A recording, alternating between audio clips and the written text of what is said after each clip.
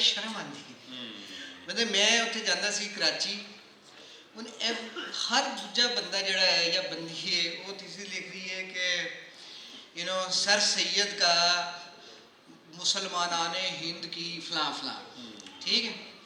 और भी होता है उर्दू ज़बान में पता नहीं क्या क्या पता नहीं क्या क्या। अच्छा यार, अच्छा वो ने मैं फैज़ मेले दे तुसीं देखो कि वो देखिया वो प्रोग्राम उनके एक साहब ना पढ़ रहे ने, एक गुफ्तगू कर रहे ने, फैज़ अहमद फैज़ मलामती सूफ़ी के तौर पर, ठीक है, मलामती सूफ़ी के तौर पर। अच्छा उस बंदे को पता है कि पैसा आया ते हाथ जोड़ ले मत यार हुण मेरे ऐसा करो। और उस बंदे को पता है कि मलामत की हुंदी है और सूफी की हुंदा है और मलामती सूफी की हुंदा है और फैज़ दा की काम सी। ਇਹਨੂੰ ਕਹਿੰਦੇ ਨੇ ਪਾਣੀ ਵਿੱਚ ਮਧਾਨੀ ਫੇਰ। ਅਸੀਂ ਪਾਣੀ ਵਿੱਚ ਮਧਾਨੀ ਫੇਰ ਜਿੰਨੀਆਂ ਮਰਜ਼ੀ ਮਧਾਨੀਆਂ ਫੇਰ ਲੋ ਉਹਦੇ ਚੋਂ ਮੱਖਣ ਨਹੀਂ ਨਿਕਲਦਾ, ਠੀਕ ਹੈ। ਸਾਨੂੰ ਸਵਾਲ ਪੁੱਛਣੇ ਨਹੀਂ ਆ, ਸਾਡੇ ਸਾਹਮਣੇ ਮਸਲੇ ਨੇ, ਅਸੀਂ ਅੰਨੇ ਹੋ ਚੁੱਕੇ, ਅਸੀਂ ਉਹਨਾਂ ਮਸਲੇ ਵੱਲ ਨਹੀਂ ਵੇਖਦੇ। ਅਸੀਂ ਇਹ ਕਹਿੰਦੇ ਆ ਕਿ ਅੱਛਾ ਇਸ पे मैं काम कर लेता हूँ, ठीक है। इकबाल बतौर साइंसदान, ठीक है, गालिब बतौर न्यूटन, इस तरह वो मेरा ख्याल है कि सानू ना थोड़ा जिहा जरा अपने सामने ਜਿਹੜੇ ਸਾਨੂੰ ਪੰਜਾਬ ਦੇ ਵਿੱਚ ਦੇਖੋ ਨਾ, ਹਰ ਜਗ੍ਹਾ ਤੇ ਪੰਜਾਬ ਦੇ ਵਿੱਚ ਨਾ ਦੇਖੋ ਸਾਡੇ ਪਿੰਡਾਂ ਦੇ ਵਿੱਚ ਨਾ ਇਹ ਗੱਲ ਕਹੀ ਜਾਂਦੀ ਸੀ ਔਰ ਅਨਪੜ੍ਹ ਲੋਕ ਇਹ ਜ਼ਿਆਦਾ ਕਹਿੰਦੇ ਸਨ, ਪੀਰ ਫੜਿਆ ਜੇ ਪੀੜ ਨਾ ਜਾਵੇ ਤੇ ਕੀ ਲੈਣਾ ਪੀਰ ਫੜ ਕੇ।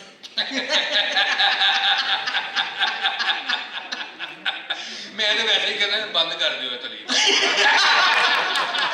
एजुकेशन और आल का बहुत खिलाफ है जेड़े ਅਸੀਂ ਪੜ੍ਹੇ ਲਿਖੇ ਬਾਂਦਰ ਪੈਦਾ ਕੀਤੇ ਸਾਡੇ ਸਾਹਮਣੇ। ਸੋ ਜੀ ਹੁਣ ਇਹ ਹੈ ਕਿ ਅਗਲਾ ਕੰਮ ਵੀ ਹੋਣਾ ਤੇ ਅਸੀਂ ਅਸੀਂ ਤਾਂ ਉੱਠਣਾ ਨਹੀਂ ਹੈਗਾ, ਲੇਕਿਨ ਜਿਹੜੇ ਇੱਕ ਸਵਾਲ ਆ ਸਵਾਲ ਦੀ ਤੋਂ ਕਰ ਲਓ ਤੇ ਅਸੀਂ ਜਿਹੜਾ ਯਾਰ ਸਵਾਲ ਹੀ ਕਰਦੇ ਜੀ, सवाल से भाते तकरीर नहीं करनी है जी। हाँ जी हाँ जी माइक भाई माइक उधर उधर बैठा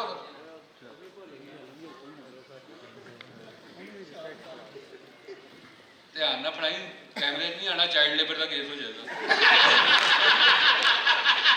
अजकल साढ़े कलमे बदल गए हैं, हुण चाइल्ड लेबर है, जेंडर सेंसिटिविटी है। चलो जी सर उर्दू च या पंजाबी विच पंजाबी जी बोलो, छड्डो परा पंजाबी जी बोल रहे क्या बात सर जिन्नी भी रिसर्च हो रही है मैं देखा कि ज़्यादातर शायरों के बारे उन्होंने हालात जिंदगी उन्होंने कारनामे उन्होंने रमज कटना ऐसे सारे काम हो रहे हैं। अगर रिसर्च में अगर असी इस तरह लै दीए कि कोई इस्तलाहात की जी है उन्होंने इंग्लिश इस्तलाहात ने साइंस इस्तलाहात ने पंजाबी में कन्वर्ट करना एमफिल करवा दीए, कोई हर्ज नहीं। किसी बहुत बड़ी किताब का पंजाबी च उर्दू तर्जमा करवा दिए, भी रिसर्च लै आइए ना। असी क्यों शायरों के पिछे गए हैं, इनू थोड़ा जिहा चेंज करना चाहिए, यूनिवर्सिटियों को चाहिए कि इनू डिस्करेज कर। जी जी कोई होर सवाल जी? चलो जी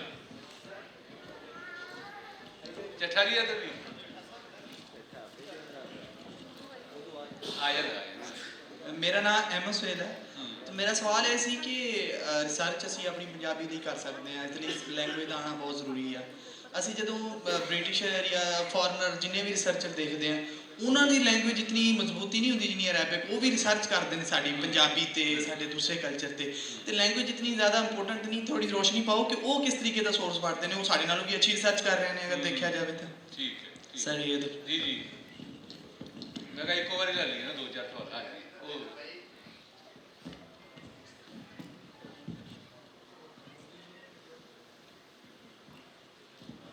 ਇਹਨਾਂ ਕੋਲੋਂ ਵੀ ਸਵਾਲ ਅੱਗੋਂ ਇੱਕ ਹੋਰ ਲੈਣਾ।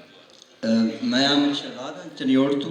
मेरा सवाल है कि तुसी इस ते गल कीती है कि साडा किहड़ा तलीमी सिस्टम है उसके सूफियार नहीं पढ़ाया जाता, ਤੇ ਫਿਰ ਤੁਸੀਂ ਗੱਲ ਕੀਤੀ ਕਿ ਜਿਹੜਾ ਇੱਕ ਰਿਆਸਤੀ ਬਿਆਨੀਆ ਹੈ ਕਿ ਸਾਡਾ ਜਿਤਨਾ ਵੀ ਉਹ ਤਲੀਮੀ ਸਟਰਕਚਰ ਹੈ ਉਹ ਹਮੇਸ਼ਾ ਰਿਆਸਤੀ ਬਿਆਨੀਏ ਨੂੰ ਹੀ ਬਿਆਨ ਕਰਦਾ ਹੈ, ਕਿਉਂਕਿ ਤਲੀਮੀ ਇਦਾਰੇ ਜਿਸ ਵੇਲੇ ਇੱਕ ਰਿਆਸਤ ਦੇ ਤਹਿਤ ਚੱਲਦੇ ਨੇ ਉਸ ਵੇਲੇ ਉਹ ਕਦੀ ਵੀ ਕੋਈ ਐਸਾ ਬਿਆਨੀਆ ਨਹੀਂ ਪੜ੍ਹਾ ਸਕਦੇ ਕਿਹੜਾ ਐਂਟੀ ਸਟੇਟ ਹੁੰਦਾ ਹੈ। ਇੱਕ ਸੋਸ਼ਲਿਸਟ ਰਿਆਸਤ ਦੇ ਵਿੱਚ ਅਸੀਂ ਇਹ ਤਵੱਕੂ ਨਹੀਂ ਕਰ ਸਕਦੇ ਕਿ ਉੱਥੇ ਉਹ ਕੈਪੀਟਲਿਸਟ ਉਹ ਮੈਸ਼ਤ ਪੜ੍ਹਾਈ ਜਾ ਸਕੇ। ਪਾਕਿਸਤਾਨ ਦੇ ਵਿੱਚ ਅਗਰ ਪਾਕਿਸਤਾਨ ਦਾ ਅਸੀਂ ਐਨਾਲਿਸਿਸ ਕਰੀਏ ਤਾਂ ਇੱਕ ਮਜ਼ਹਬੀ ਰਿਆਸਤ ਹੈ।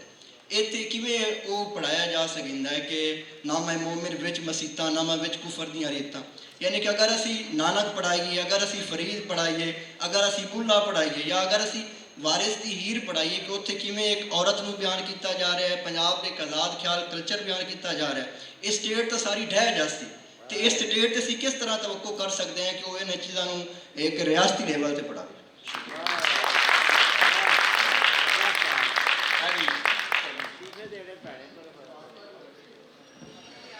ਬਸ ਜੀ ਲੋ ਜੀ ਹੁਣ ਲਾਸਟ ਅੱਛਾ ਉਹ ਕੱਲੇ ਦਾ ਜਵਾਬ ਦੇਈ ਜਾਓ।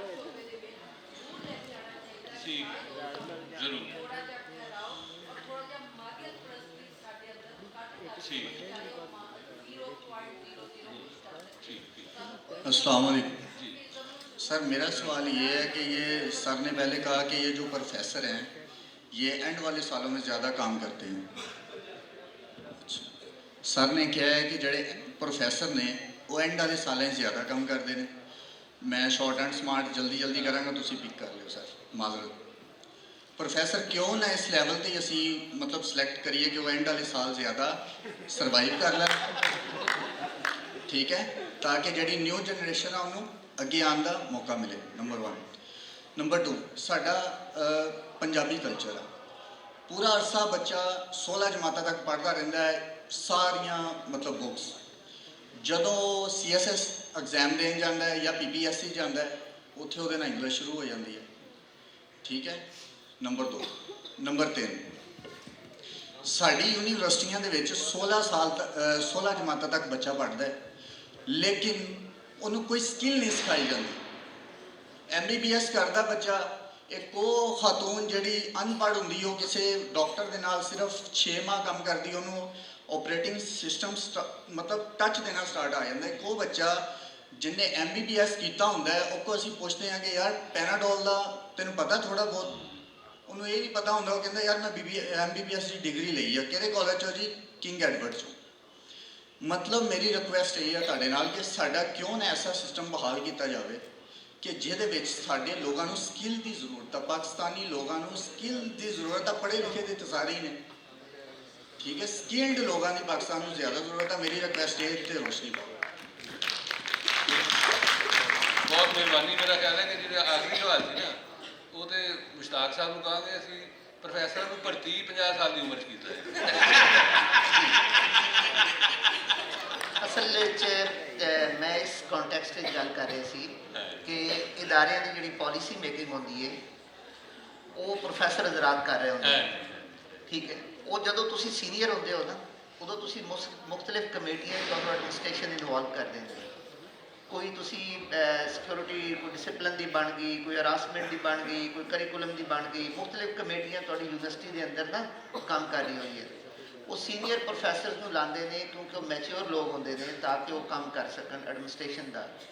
जो तुम एडमिनिस्ट्रेशन जाते हो ना फिर तुहाडी जिहड़ी टीचिंग है वो सफ़र होंगी है।